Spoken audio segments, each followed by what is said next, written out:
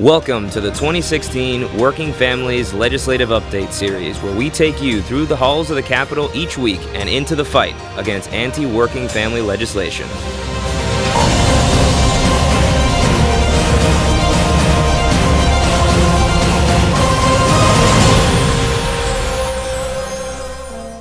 An earlier start to the session this year didn't stop working families from having their voices heard.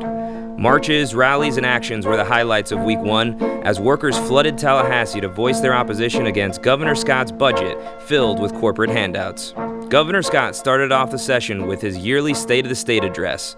Here's a quick recap. Jobs, prosperity.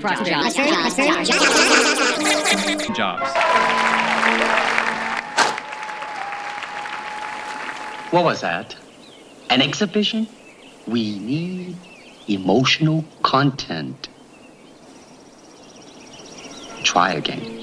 One of the shortest of the governor's addresses neglected to mention the vastly underfunded working family programs in the state and the wave of opposition against his proposed budget.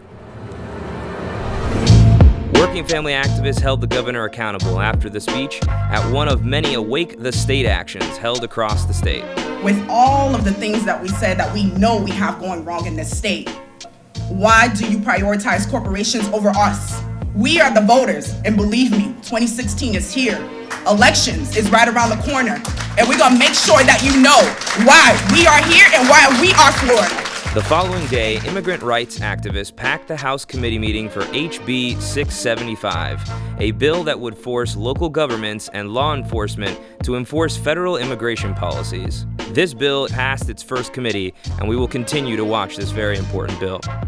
The big contractor special interests are back this session, waging war on local governments and communities all across the state as they work to force through legislation that would preempt living wage, prevailing wage, and other pro-worker local ordinances. This legislation could lead to dramatic pay cuts and loss of benefits for thousands of workers across Florida. The Florida AFL-CIO does stand in opposition to this legislation for three key reasons. Number one, it robs communities of a vital economic development tool. Number two, it preempts vital, proven efforts to raise wages and living conditions across our state. And third, we believe it's a fundamental attack on local control and what I thought was a conservative principle of smaller government and more power to those governments that are closest to the people. The legislation passed its final House committee on a partisan vote. Now our focus turns to the Senate, where we have bipartisan support to defeat this attack on working families and claw back these hard-won protections at the local level.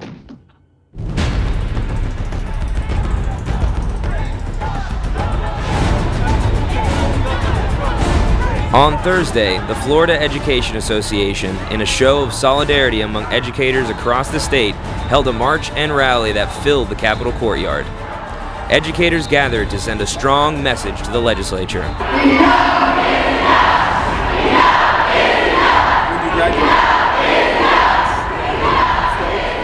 With the incessant high-stakes testing, the privatization of public schools by for-profit corporations, and to demand more resources for Florida's woefully underfunded public education system. At the rally, Working Family Lobby Corps members joined in the fight. I'm up here this week to look out for working families and to address any issues that might come up that might affect the 911 operators in Florida. Please, if you can, please come up and join us and show solidarity not only for us, but all working families. Stay tuned next week for our next action-packed legislative update. Solidarity.